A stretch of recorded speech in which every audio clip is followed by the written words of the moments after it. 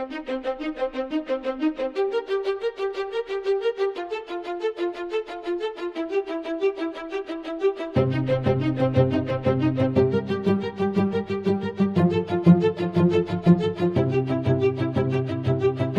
everybody, it's Saturday, April the 20th, 2024, and this is How to Restart a Church, a spin-off podcast where I, Pastor Trey, my dear friend and colleague, Pastor Emily Larson, and this week, our really super cool guest, Paul Nixon, talk about how to make church happen, and how to make church happen again. This week, as I just mentioned, we have a super cool guest, author, and speaker on all things making church happen again better, Paul Nixon with us. And so I will throw now to Pastor Emily and the interview that we recorded. Here we go. So we are very excited this week to have on our guest speaker. I will call him a guest speaker star when it comes to restarting churches, to starting churches again, to starting new worship communities. Paul Nixon has written books for a very long time about different aspects of restarting a church. And so I would call him one of the leading experts. He gets to travel all around the country and talk to people like us and work on different projects. So we're so excited you're here. Thanks for coming. Hey, I am so glad to be here, Emily. Thanks for the invitation. So you have written a lot of books. I was most familiar with your book, Weird Church, which drew me in because we do a lot of what would be considered weird things, I guess. We're not afraid to try the weird thing. But you've also written things about cultural competency, launching new worship communities. And then you're rewriting Weird Church, right? And that comes out next month? So not Weird Church, but my bestseller of all the books I've done was a book that we published back in, oh my goodness, 2008? Oh, geez, yeah. Maybe. Yeah, it's way back. And it's entitled, I Refuse to Lead a Dying Church. It sold almost as much as all the other books put together. And yet the world it's still selling. The world changed, especially in the pandemic and all. And we said, we really need to update that because people are still buying that and they're reading old stuff. So we did a huge rewrite of I Refuse to Lead a Dying Church, and it came out this week. Oh, congratulations. Wow. That's that's awesome. So that was a surprise to me. I thought it was coming out next month. It came out this week. So it's like, okay. You'll love those kind of surprises. So that's one of the things that really intrigues me. So what did you feel like you needed to update? I know that, yes. my whole, I've only been in this 10 years. So my whole career is post 2008, but I was in college. But what specifically did you feel like you needed to change from refusing to lead a dying church in 2008 versus refusing to lead a dying church in 2024? It's a really different time. So if you watch an old Netflix show and it goes back to 2008, they're on flip phones. Yep. Okay. So it's before social media even happened. It's such a pre-digital age in so many ways in that era. And at the same time, the average Protestant church, or the typical Protestant church, was probably twice the size that it is now, and already dealing with aging and decline and the challenge of big buildings. We are so far beyond those challenges now, as many churches have closed. What would have been a process that was going to run probably for 20 years got speeded up really fast during the pandemic. And it's a moment of crisis and big decisions for a lot of faith communities right now. So that the basic principles of the book are the same, but it's a totally different moment. So absolutely. And so what are those principles, right? Like what those best practices. Yeah. What advice do you give to people who come to you and say, what do we do if our church is dying or if we're trying to start a new thing? What is your best practice? What is the advice that you give to folks most often, do you feel like? The thing about this book is, best practices often are really prescriptive. Do this, this, this, and this. Okay. And I would say in a more homogeneous environment, ethnically, culturally, and so forth. For Yeah. mainline Protestant churches a quarter century ago, you could actually go through and say, why don't you start a contemporary worship service? Why don't you reorganize your youth ministry or your hospitality ministry in this way? So forth and so on. Very, very prescriptive on a more universal way. I think the prescriptions now are very case by case. So the way that I Refuse to Lead a Dying Church works, it's around 6 choices that churches make, commitments. And that within those choices, then you have to sort of customize what that looks like in terms of specific practices in your context. But the big choice is choosing life. It's choosing, do we want to continue to live as a viable spiritual entity in conversation and in partnership with this community around us that's changed, or not? Mm-hmm. Because a lot of churches, it's become a very closed loop conversation. Right. And they're just kind of writing it out, with the group they have. But do they want to be really interfacing with this larger world around you? And if so, you got to decide that's important. And then what's that look like for you? Absolutely. Right, because it becomes really easy you don't actually want to grow. You don't actually want it to change. You kind of like the, slowly diminishing X number of people that are around you. And as long as those X number of people are around you and the lights keep turning on, everything's fine. But that is not a strategy for a thing that's going to stay ongoing, right? For a lot of us included, Exactly. right? The neighborhood changed around us. And so a lot of our conversations have been about, okay, let's be realistic about who we are now. Let's be realistic about what the people around us are now. And how do we interact with that, right? What does that mean for us? Because who we were 20, 30, 40 years ago is in no way relevant to our current context. 100%. And I think that that's true of, you see oftentimes when the environment shifts, right? Whether that is the community that you're based in. And so that changes your prescription of who you need to become as a worshiping congregation. But also just to play a little bit of insider baseball here for just a minute, General Conference is right around the corner for the United Methodist Church. And I know that you have lived through and seen in other denominations, major denominational shifts and changes as well. Are there things that as your denomination changes, as your environment changes, as your community changes, are there people who are poised to react to those things better than others? What makes a resilient congregation, or what makes a resilient worshiping community, in your opinion, do you think? Well, resilience, that's an interesting topic. It has extremely little to do with anything going on at General Conference, I'll say that. That's dealing at a different altitude of questions and structure. Resilience lives at a much lower altitude than that. Yeah. And I think it is rooted in several practices, but one would be, there has to be a vibrant spiritual journey happening in the life of a people for there to be resilience. Yeah. So there's this God input, this Holy Spirit dynamic that intersects with whoever we are, whatever we're up to. That in itself is renewing and also challenging, and there's resilience in that.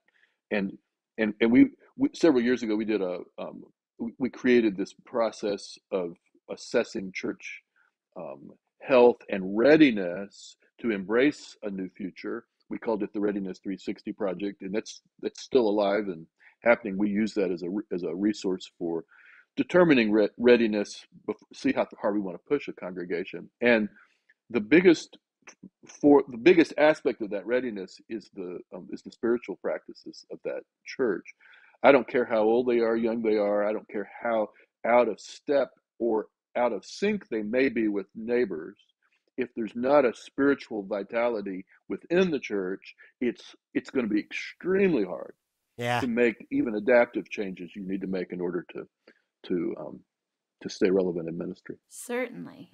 So I appreciate that. So that's a major foundation is that. Yeah. And then but the other thing about resiliency is, I think the community can help us here. So as we are able to partner with certain folks that have um, some competencies in the varied cultures around us. Just it doesn't take many, and they don't always have to be new members. They can be partners we work with. But I think we have to partner with some cultural guides, and even we might even call them um, persons of peace, to borrow kind of a term from the Book of Acts, kind of gateway people that through them you get to know a whole bunch of other folk. Having certain partners and maybe new members or even existing members that have those kinds of cultural connections for us, or it's also extremely helpful for resilience. Yeah, I think that's been a big part of our own story in the past 3-4 years. And so for a long time, we were a church utterly out of sync with the people around us. We were built to be what I describe as a well-to-do white Anglo church. Area around us at this point has been historically Latino neighborhood. 75% of our neighbors are Latino. A Spanish-speaking service got planted inside our congregation 4 years ago, led by Pastor Jenny, who herself is an immigrant from Cuba by way of Nicaragua. So instantly, immediately, we had an in-house expert on the immigrant experience, because it's someone literally living the immigrant experience yourself. And that has been one of the things that has led to new life in our congregation, is exactly that, is having that, I am Scotch-Irish as all get out.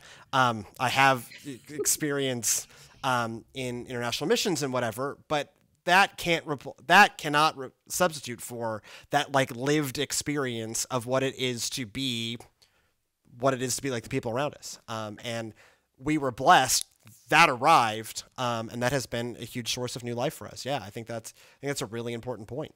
And sometimes people like this just fall out of the sky. I mean, they're just literally gifts from heaven. There was nothing we did strategically or visited a bunch of, they just walk in the door. And people do walk, even in this age where there aren't that many church shoppers, people do have those moments when, because of crisis in their life, or other kinds of motivators, they come and they walk in the door. And when they walk in the door, even not in huge numbers, everybody that walks in the door is a gift and an opportunity for that church. In addition to whatever is the gift and the opportunity is for them, they bring gift and opportunity. And so I had that. I've told this story on the show before, but it bears repeating. I had this happen to me in Lexington, Texas, this tiny little town, middle of nowhere. We really felt led. It was the average age of that town at the time was under 40. And the church really felt led to have a contemporary service, and it even built a building, and but we didn't have a worship leader. And how do you find a worship leader in a town of 1,100 people? The second time we ever ran that contemporary service, a guy who had been a worship leader at a mega church in Dallas was moving to have more of the country life, walked into our doors "Hey, can I play the guitar for you?" And I'm okay, praise the Lord. So yeah, you're absolutely right. It happens. It's sometimes turns out the Lord works in mysterious ways, even in the year of our Lord 2024. Yeah. So, but you also could be intentional about finding those folks as well. It's not. It's not just a passive thing. I mean, that we also can be doing the kinds of things in terms of mingling out in the community, working in partnership with other missional organizations or whatever, that we are bumping into these characters. Yeah. And that we can then begin to nurture those kinds of relationships with people that can be very helpful to us in figuring out how we could take the gifts that we have and offer them in a relevant way in our community. Yeah. Mm-hmm.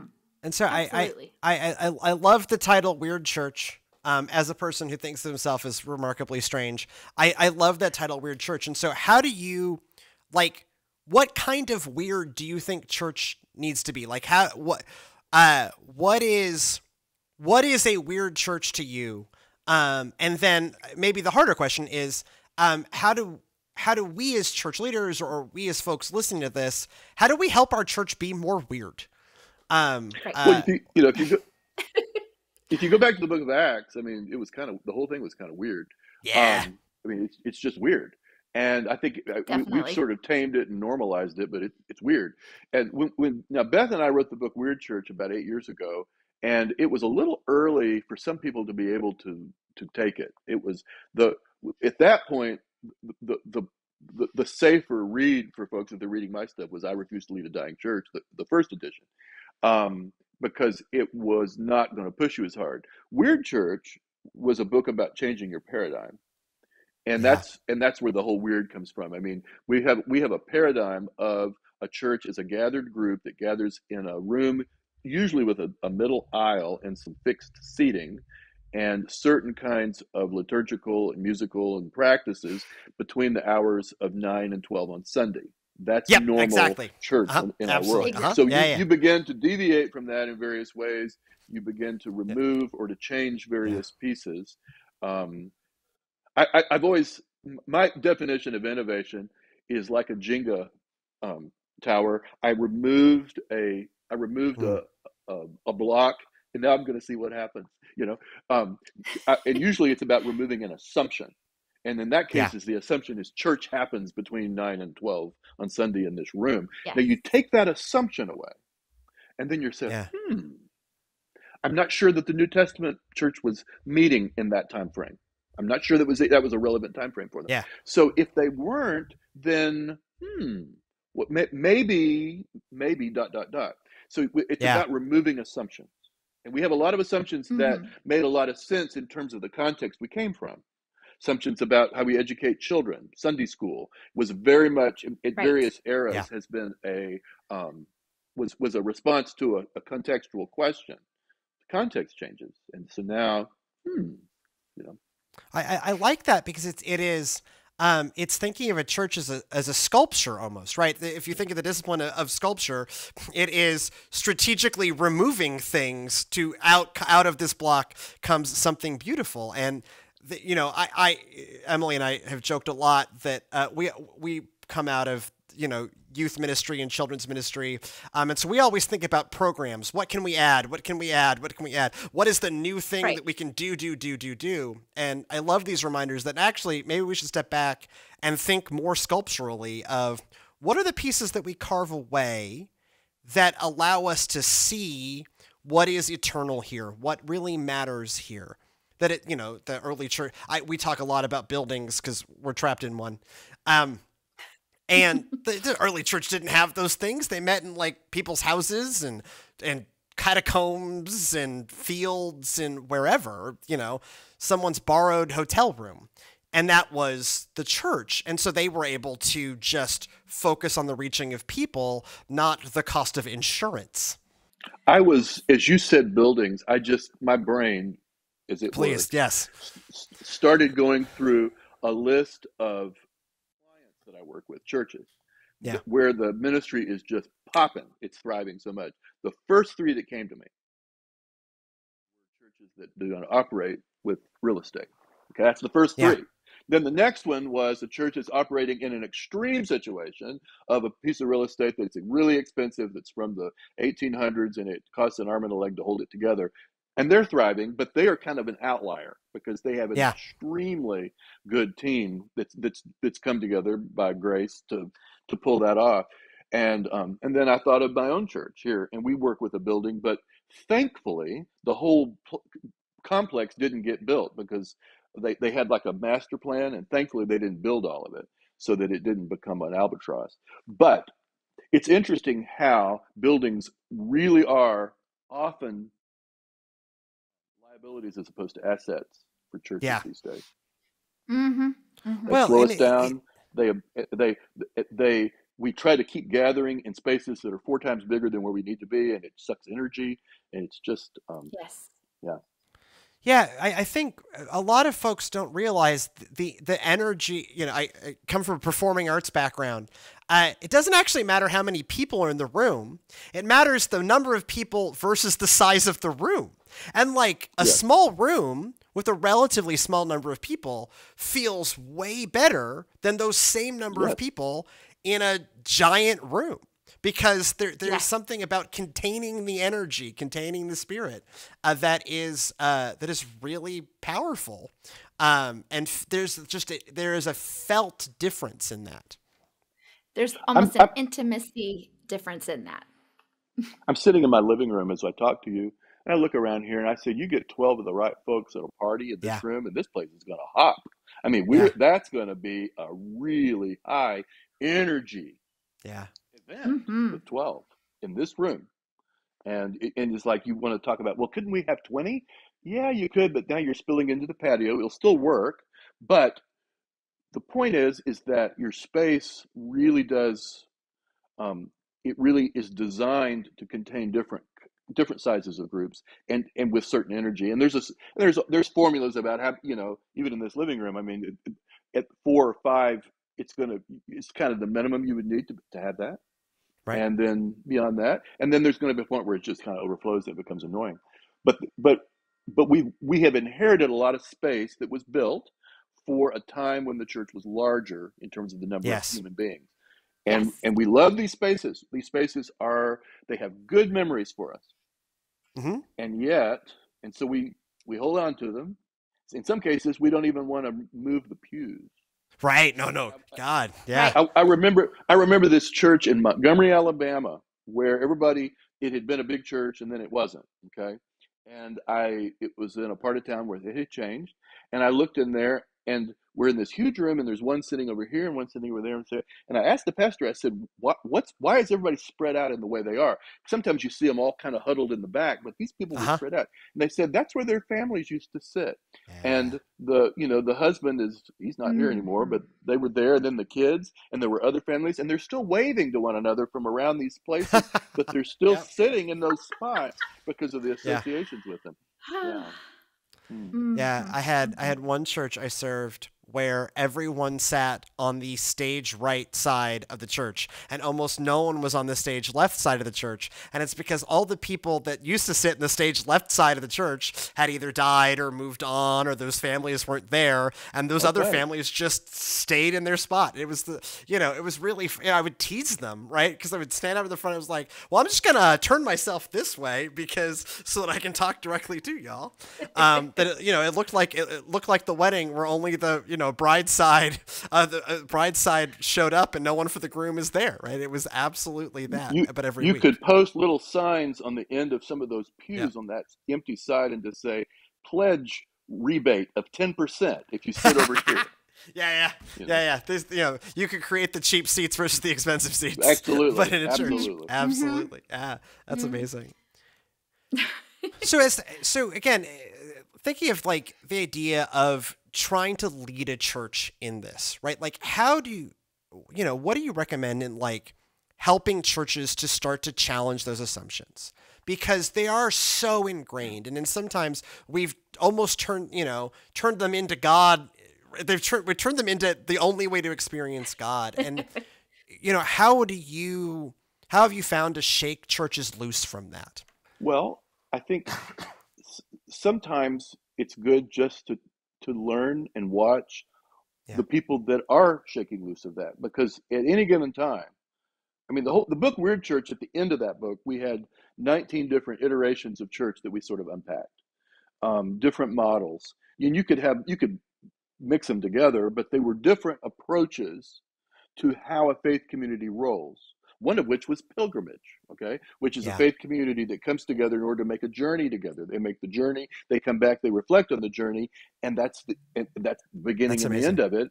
Even though they may retain relationships and memories, and some of them may reform a different community to do some kind of journey again. But that is a very specific kind of faith community. Yeah. Now,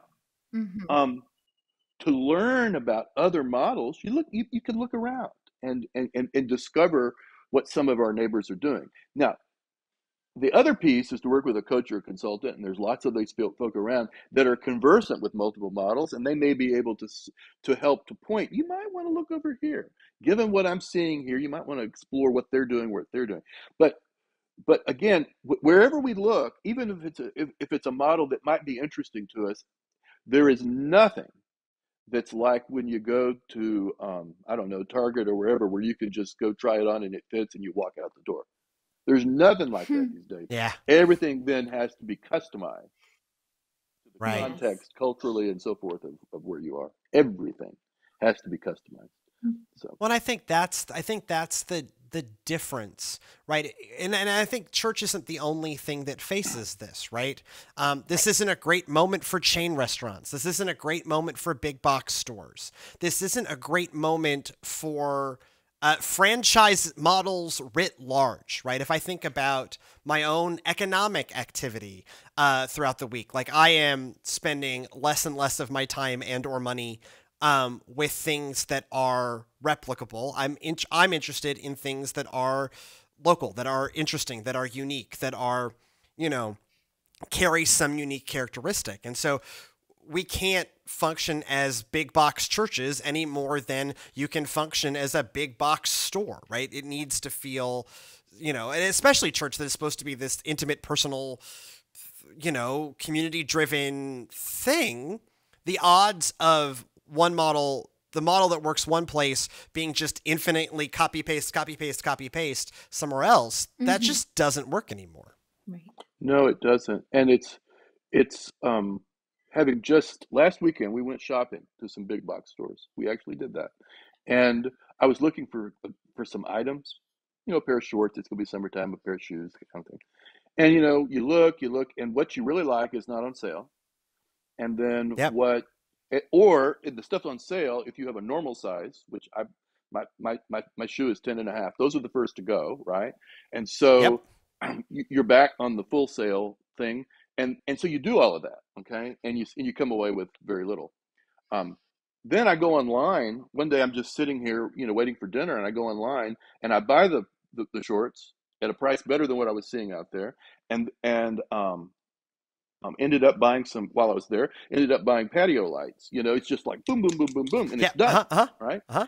And it's such a better use of time. Now, the reason I share that story is people go to church. The average person has no clue what's there, and you've got to Right. have quite a little bit of personal patience and resilience in order to know I'm going to have to sift through a lot to find what I'm looking for out here in this big Yep. box.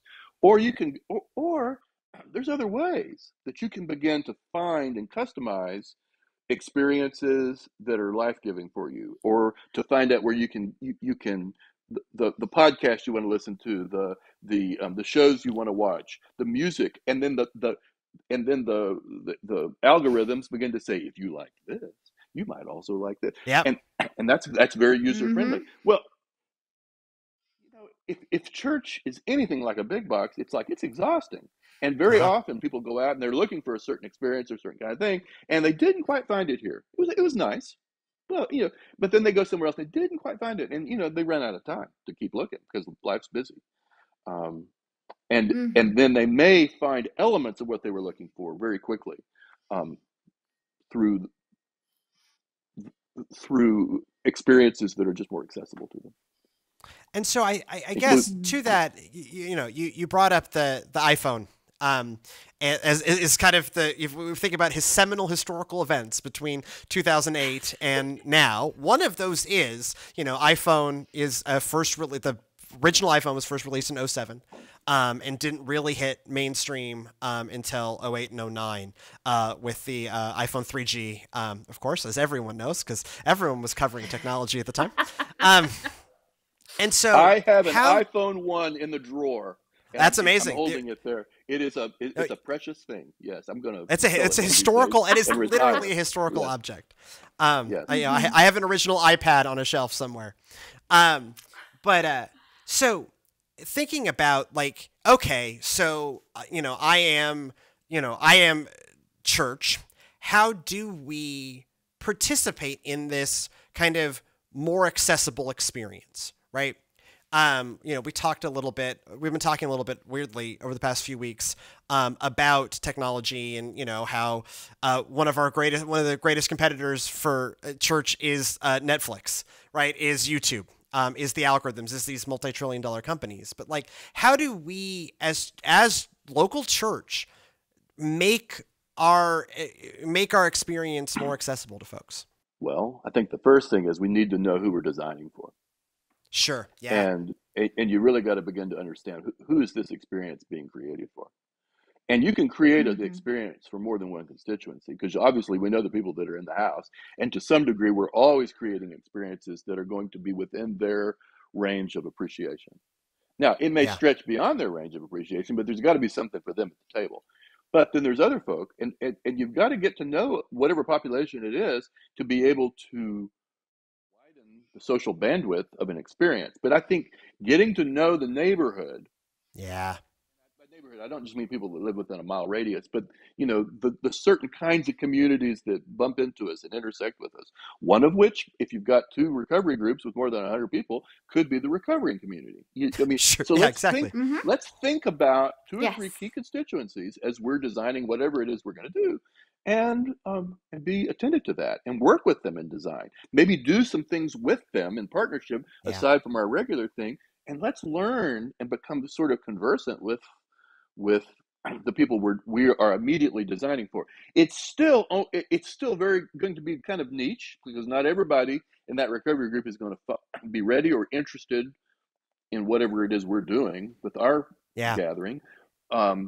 or whatever community it is, but we will begin to find some folks that want to engage with us if we can pay attention to who they are, and what are the Yeah. questions they're asking. Yes. Yeah, but that it is, I think the phrase I've ended up using a lot is, you can't be all things to all people, right? That concept in culture, we don't live in maybe we never lived in a monoculture, but we don't live in a world where there's an expectation of monoculture, where this one thing is going to just work for everybody. We don't have a one size fits all anything.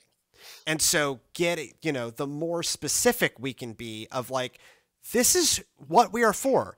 This is the carved off piece of the kingdom of God that we ourselves have carved off, and then leave the other pieces to other folks, right? That we don't need to be, we'll have this ministry and this ministry and this, like, no, pick like a couple of things and get really good at a couple of things. Get really good at, reaching immigrants and people in recovery, or whatever your things are. That just happens to be a couple of demographics in our immediate neighborhood that I know exist, right? We were at Union Coffee in Dallas, Texas, which is a United Methodist church that operates as a coffee shop. Love that. Yeah. Love that operation. Yeah, we had them on the show, and one of the things they talk about is they realize that they're not for families. It doesn't mean that they don't want families, but they're like, we're not set up to do children's ministry, and we're not really going to try. And so when, a lot of folks show up and kind of not age out, but it maybe develop out of it, and then they're recommending, hey, here's a church that's going to be accepting of you, that has an amazing children's ministry, and let us send you on your way there so that we can stay focused on this core constituency of kind of like people in their 20s and 30s without children. And if you sit, we got to go to a service there, and you sit in that service, and that's absolutely the demographic.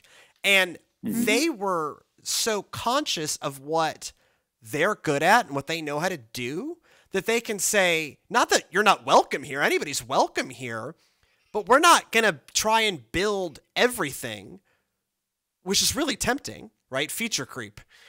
Church version of feature creep. They are stayed focused, and that are very willing to say, hey, you're at a life stage, we're gonna send you on to this other place that is meant for you. Most of the new churches that were started during the era of mid 80s through maybe 2010. Okay, so about that 25-year span. Sure. Yeah. Most of those churches were started in suburban settings, where there was new houses going in, and the church would go out there. Okay, a lot of the big starts in that era, and most of those neighborhoods were being populated by families with kids, and so it has been just almost a universal prescription that if you might have one of these ministries or you might not, but you're going to have a children's ministry. Right. And so often when you would be starting up a church, the first staff person, you might have even volunteer worship leadership team, but you're probably going to pay someone to begin organizing all the children's ministries, because the number one motivation that those people are bringing is we want our children to be in a good place. Okay, so that had to be excellent. It had to be. Now, that is an example of an assumption that's rooted in the context of planting in Yes. where these families are. That Dallas church Yes. that you speak of is in the middle of the city. Not a lot of people that want to raise kids down there. First of all, Right. when Exactly. you begin raising your kids, you go for someplace where you can afford to have some grass in the backyard. You move to a different Uh-huh. area, and there's churches Mm-hmm. and there's churches in Dallas with all around them that have great children's ministry, but they didn't perceive that to be necessary in order for them to really do really great work with a group of people that were hard to connect. We're a Yeah. little bit of a challenge. My congregation, Right. where I'm in a retirement community in Southern California, we don't have a children's ministry. I mean, I've kept saying one of these days, if one thing might lead to another, and we might end up with one. It might just happen, and it might. I kind of expect it will. But the point is we're growing. I mean, last Sunday, you couldn't find a seat in the place. Okay, we're Yeah. growing, but the reason we're growing is because we came to understand that our mission or our purpose in this community was to find people that were getting into their 50s, asking some big Mm-hmm. questions, many of them empty nesters, and knowing they're going to retire soon, but also knowing there's a lot of stuff they need to circle back and get around to it that they want to accomplish in their life. They want to be a blessing as a legacy in the world, and they've just been busy work, and they want to answer some spiritual questions. And discovering that was the biggest Yeah. constituency that was going, and many of them are burned by church and don't trust organized religion. Yeah. Right. Exactly. So Yeah. we began to Mm-hmm. tailor a ministry for them, and they're coming in the door. There's a lot of people where they came from, and so It's we're wonderful. growing a church, and Union is as well, without that Yeah. particular assumption. Now, I would say in the United States, 85-90% of the time, you need a children's ministry. But if you don't have one, don't think, oh well, there we go. Yeah. We're just counting There down goes until we neighborhood. Yeah. blow away. No, Right. not at all. Yeah. But it is. I think it all circles back to this change. As you talked about, like changing that core assumption. Right. You can't start with church looks like this, and therefore we do it. You start with who are the people around us? Who are the people? Well, I think this has been our experience in the past couple of years is who are the people that are responding to what's going on here? You may walk in, I certainly walked in with an assumption of what Servants of Christ was going to look like. And 2 years later, I will tell you, it does not look like that. And I'm so glad because what we found is who responded was immigrant children. Immigrant youth and children were who responded to the things that we had going on. And so we are trying, and I spent more of my life on the financial side than on the direct service provider side because my Spanish is okay, but not what they need. And so we have a whole team of folks and we had to hire staff and that we didn't have and all this stuff because, oh my gosh, here are these folks. We must whatever we thought this was going to be, that ain't what it is. What it needs to be is matching both who's around us and then who's connecting with the ministry. And this is who's connecting with the ministry. And so I didn't think we were going to be hiring a community outreach person and a Sunday school leader. I did not think that these were not my 24-month, 36-month strategic plan that I came up with in the first few months of this job. And then I didn't think we were buying a van. I didn't think a lot of things that we have then done because it is absolutely in response to the actual conditions on the ground. Rather than some assumed image of church. Peter Block is an American community organizer, brilliant guy. He has a saying that the right people always show up. So if you're having a meeting in a neighborhood about you want to get people together to work on such and such, and the three people that you really invited that you really wanted to get there because they're movers and shakers, they don't come, and these other people come. And his thing is the right people show up. Pay attention to the people that actually came into the room, who had enough energy and motivation to actually get their rear ends into that room. Pay close attention to who those people are. And I think with your church, you design for whatever in terms of your imagination, but then the real thing begins to happen, and you pay attention to who God's sending in those doors. Sure. Or into your midst. I feel like we could talk to you forever because I think we really could. But I want to ask you one last question, and then we'll give you a chance to plug all the amazing things you've got going on. I and we ask this of a lot of our guests, is, okay, so if you imagine that your work has paid off, what is the church, what do you want to see the church look like in 10 years?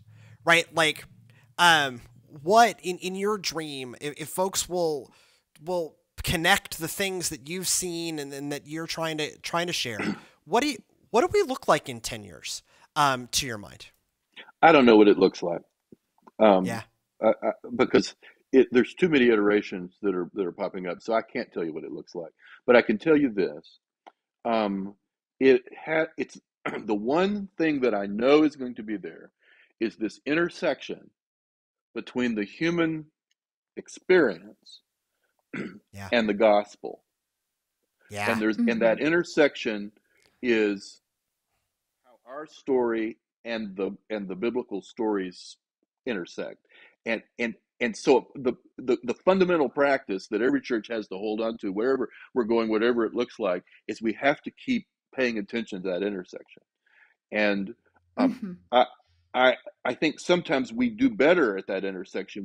We understand and intersect and apply the gospel better if we have some people in that conversation who haven't been sitting in that room for the same 40 years. So if we get some new blood in the room in that conversation, they will see and experience it fresh, and oh my goodness, the ahas and the fun that can come from that. But that's the deal. You got to keep paying attention, because church is a byproduct of an intersection between life and good news. It's a byproduct of that, and it's going to appear differently in different forms. The other thing I will say is this, and I'm really playing with this idea right now. Human-centered design thinking is a whole conversation we could have, but it's about sort of designing to human need, paying attention to what's going on and making our designs accordingly. And the thought that I'm playing with right now is that that's what Jesus was doing with the good news. Was a human-centered design thinking process, even though it wasn't technically that. It really had a lot of the dynamics of that. And it's a dynamic process. And that's what was continuing, even form was following this intersection. And so it was very dynamic. I think we're coming to the place where obviously the structures that we created 400 years ago at the Protestant Reformation, those really are old and they're falling apart and people aren't responding. No joke. But at the same time, this intersection is a forever possibility and new forms will arise. So that's the key thing, is that intersection. That's amazing. Thank you. So tell us about your book. Tell us about things you want folks to know about that you're doing. Plug away. So I Refuse to Lead a Dying Church is a brand new book. More than half the material is written fresh. It is a book that is based on an approach to ministry that essentially invites churches with 6 key choices. And because of the way it's written in a way that's going to challenge, but challenge in a way that's appropriate to this very, very precarious moment where we find ourselves, where a lot of churches are on the edge, of whether they're going to continue to exist in the current form. It's going to be helpful for some powerful conversations. And there's a group study that goes with it. So I would say that's well worth folks looking at. And then I'm also doing book parties with that on Zoom or live, if I'm in that area, or if I can find a reason to be in that area, where we can have a good time, interacting around that book. And there's no cost to those. So if people would like to have me around, and even just as an online guest, talking or interacting around that book, let's explore and see what could happen, maybe for 2 or 3 churches to get together and have some fun. I work all over the place. Well, I travel everywhere. I've worked in every state except Alaska at this point in church development. And then about a third of my work is in the UK. So I get around, and I might be coming to somewhere near where your listeners are in the next year. Sorry, my throat broke in the middle of that. Thank you. I hope you can get it put back together. I'm trying desperately to get it put back together. Thank you again very much for joining us. This has been absolutely lovely. We maybe next time when you write or update another book, we'll have you back on because I think there's tremendous wisdom in what you have. Thank you very much. Trey and Emily, thanks for inviting me. If you have feedback for the show, if you want to share your stories of making church happen, if you want to share your stories of weird church, if you want to share your stories of refusing to let a church die, we would love to hear it. thegoodnessofgodpod@gmail.com. That is thegoodnessofgodpod@gmail.com. This show and everything else we do here in the Media Lab is brought to you in part by a generous Innovators Grant for the Texas Annual Conference of the United Methodist Church. If you want to support our work, like, comment, subscribe, share, leave us 5-star reviews on Apple Podcasts. All those things really help. Also, if you want more of what we do here, 3 places are the best: youtube.com/servantsnow, facebook.com/servantsnow, or servantsnow.org on the interwebs. Go in peace to love and serve the Lord. We'll see you